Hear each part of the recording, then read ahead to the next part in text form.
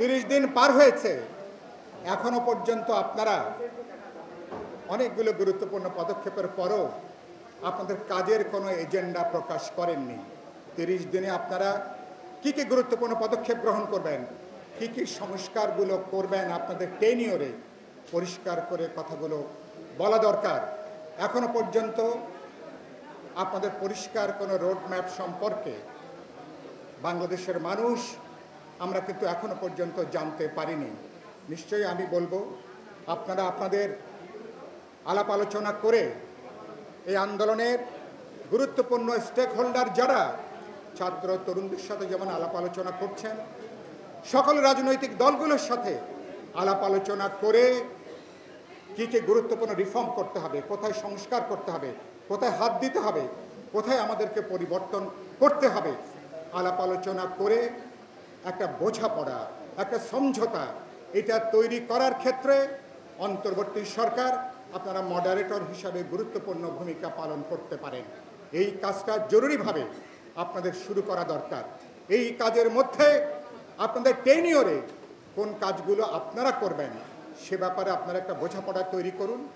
কোন কাজগুলো সংবিধানের অনেকগুলো গুরুত্বপূর্ণ সংশোধনী আনতে হবে, অনেকগুলো গুরুত্বপূর্ণ বোঝাপড়া লাগবে, কোন কাজগুলো পরবর্তী নির্বাচিত সরকার জনগণের পপুলার ম্যান্ডেট নিয়ে যারা সরকার গঠন করবেন জাতীয় ঐক্যমতের ভিত্তিতে কোনগুলো তারা বাস্তবায়িত করবেন, এ ব্যাপারেও একটা বোঝাপড়া থাকা দরকার।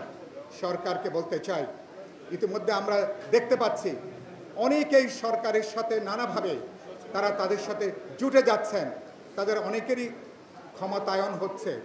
আমি গতকালকে এক জায়গায় বলছিলাম, যদি ঘটনাক্রমে ফ্যাসিবাদী দুঃশাসন যদি আরও কিছুদিন যদি অব্যাহত থাকতো, এদের 14 আনাকেই সরকারের বা আন্দোলনের কাতারে এদেরকে কিন্তু দেখা যেত না।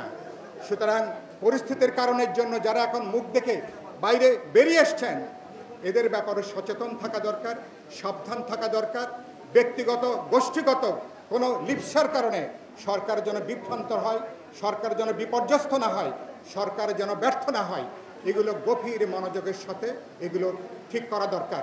রাজনৈতিক দল, সামাজিক সংগঠন, ছাত্র তরুণরা আমরা সবাই আপনাদের পেছনে আছি। আপনারা সফল হবেন, সার্থক হবেন, কিন্তু কোনো উস্কানিতে আপনাদেরকে অনেকে উস্কানি দেবার চেষ্টা করছে, বিভ্রান্ত করবার চেষ্টা করছে, এগুলোতে আপনারা জড়িয়ে পড়বেন না, এটা নিশ্চয়ই আমরা দেখতে চাই। আমি আশা করব সরকার তারা সফল হবেন।